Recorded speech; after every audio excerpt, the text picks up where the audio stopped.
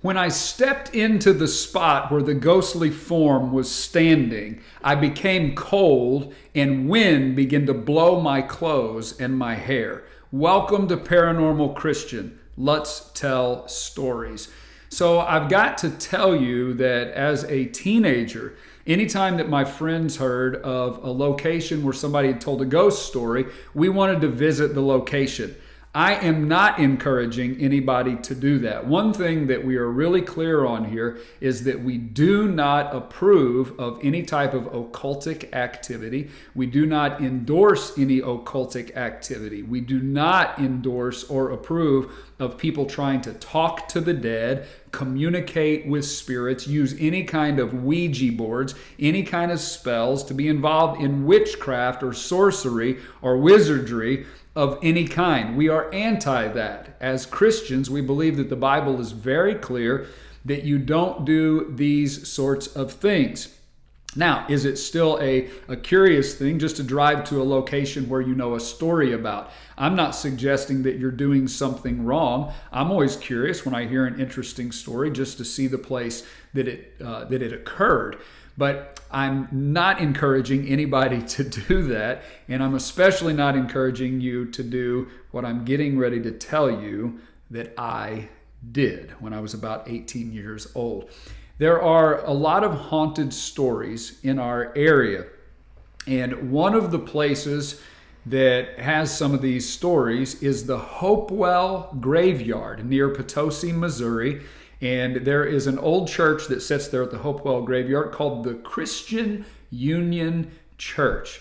At the time that this took place, it is my understanding that no one even attended the church. Now, you have to know that my aunt was the first one to tell me about the haunting. I use that term loosely.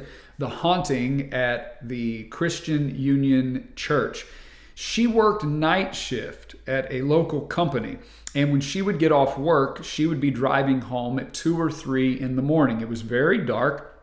She lived on John Smith Road, right outside of Hopewell, near Potosi, Missouri.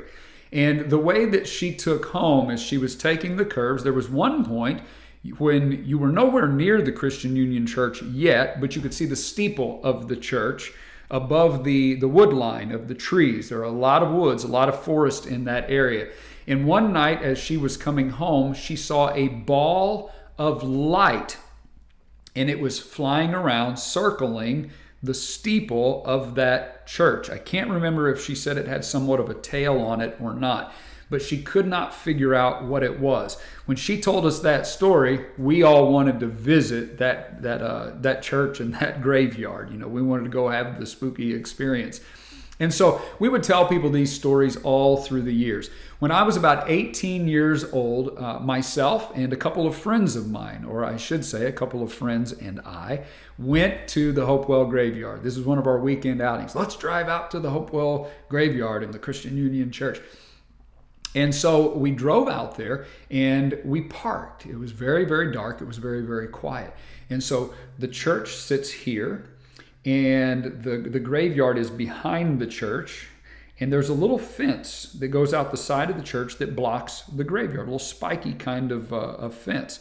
Now, sitting just off from the church is some type of a shed, a storage shed, I guess probably they kept, lawn maintenance and things inside of there. And so you've got the little maintenance building, you've got the church, and then you have the little fence. We came around the building, and the headlights of my car, beautiful 98 chrome yellow Mustang, which I wish that I still had, when we brought it around the side, we're shining the headlights at the little building, the church, and through that fence. And we shut off the engine, we shut off the lights, and we got out, and we're just kind of telling the stories and talking about it. Here we are, we're young people, are out here, it's the middle of the night, it's kind of creepy.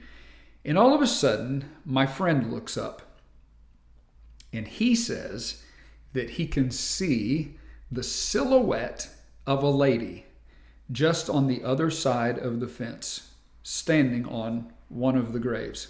I could not see the silhouette of the lady, but he said she was standing there. He could see through her. It was kind of dark, but it was a difference. He said it was a lady in a long dress and a hat, if I remember correctly. And I said, I don't see this. He said, I can see it. He said, I'm looking at it. I began to walk a little closer. I began to walk side to side to see if I could catch this at a different angle. I couldn't. As he walked, he was able to see it. And he was standing in the same place where he had started. He kind of moved around. And then he's standing. He said, I can still see it. I said, well, I'm going to walk a little closer. I approached the fence. I did not feel uncomfortable. I did not feel scared.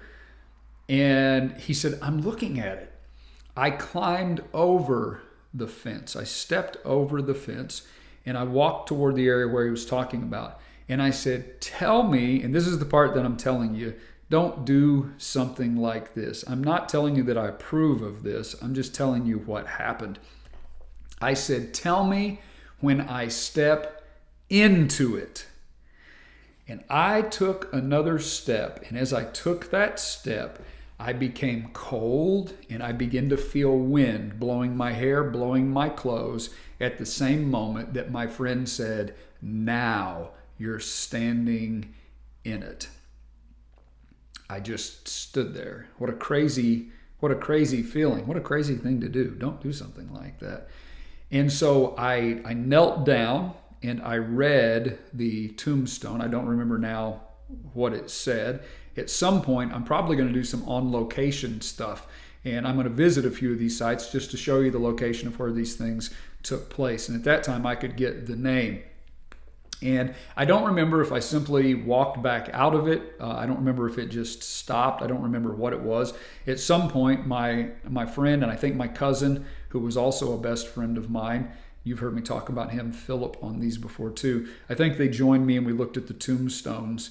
And then after that, we went on with our business and went home. We left or went somewhere else. I don't have any kind of an explanation. I never saw it. My friend, Matt, says that he saw it. I don't have any kind of an explanation. I can only tell you what happened and what I experienced. And, that's our goal. We want to hear the extraordinary experiences of ordinary people, and we want to think critically and consider.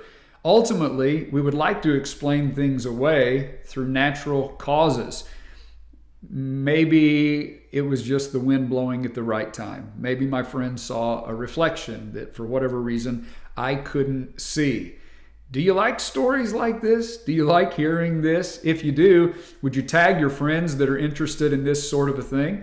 Would you share this on your own page, on your own wall, on your own post, on your own story?